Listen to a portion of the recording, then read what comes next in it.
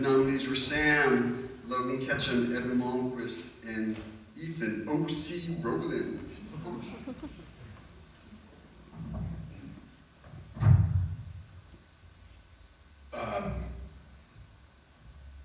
The offense averaged 38 points. The defense gave up an average of 2 points.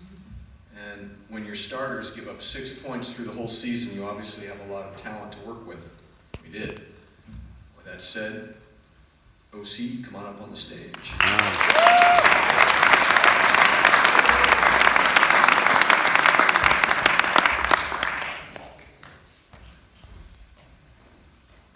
You don't get to take a victory lap. I can imitate. It was awesome. Ethan was a little frustrated last year starting at right cornerback for the whole season because we had so many opponents that didn't throw. And if they did throw, they couldn't throw.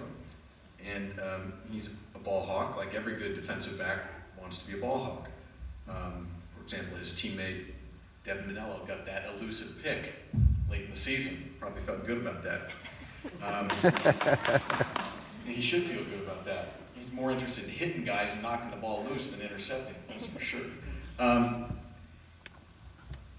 Ethan's frustrations of playing cornerback would not be the same on the varsity as they are at the freshman and JV level. There are just not a lot of guys like Souza that can throw the ball. We are now blessed in this program with quarterbacks, something that, as far as I can tell, our opponents in this area do not have. He announced to me in his own confident way that he wanted to move to safety. And he was working some kind of a little deal with Devin, where Devin was going to move to cornerback. And I said, okay.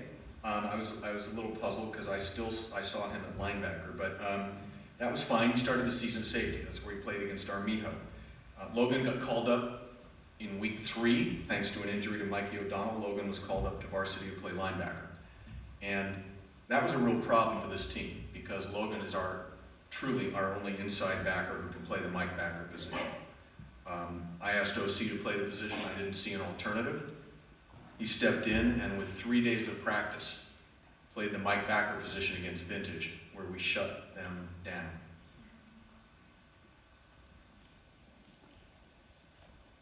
From that position, we asked him to play the Will backer position, which is the position next to him.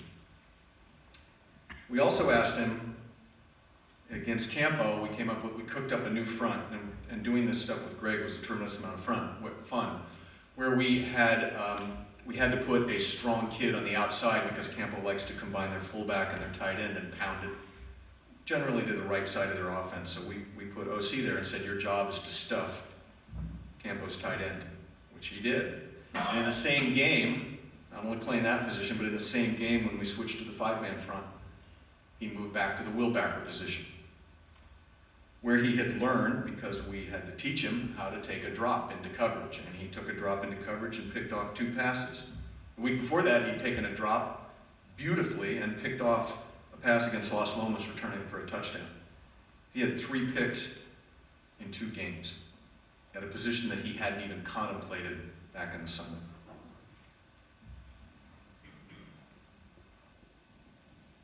I've had a lot of pleasure working with this group of kids. I don't think I've had anybody who's played 4 different positions inside of 2 games. Recapping that, he played safety, Mike backer, Will backer, and hybrid backer safety, all capably. Not getting lost or confused for more than a play or 2. Nobody plays to the crowd quite like Ethan Rowland. Nobody has as good a Steve Kerr joy moment as Ethan Rowland in Campo. It's a huge pleasure to coach him for 2 years. I suspect he's going to play alongside Logan at inside backer, and that these guys are absolutely going to kick butt on the varsity for 2 years. OC.